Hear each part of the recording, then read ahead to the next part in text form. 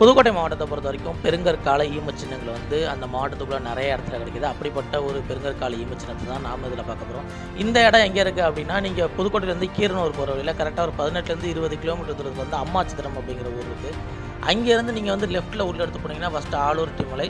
அந்த மலையை தாண்டி கொஞ்சம் தூரம் ஒரு 2 கிலோமீட்டர் நேரம் போனீங்கன்னா ஒரு குளத்துக்கரையில் தாயினிப்பட்டி அப்படின்னு சொல்கிற இடத்துல தான் இந்த பெருங்கற்கால ஈமச்சின்னங்கள் இருக்குது.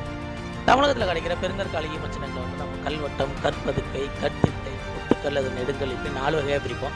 இந்த 4 வகையான ஈமச்சின்னங்கள் வந்து 3 வகை வந்து இந்த இடத்துல நம்மளால் பார்க்க முடியுது. நிலப்பரப்பை பொறுத்த வரைக்கும் ரொம்ப பெருசாகவே இருக்குது. இது வந்து இந்திய அரசு தொல்லியல் துறை வந்து தன்னுடைய கட்டுப்பாட்டில் எடுத்துகிட்டு இதை ஒரு நினைவுச்சின்னமாக பாதுகாத்துட்டு வராங்க.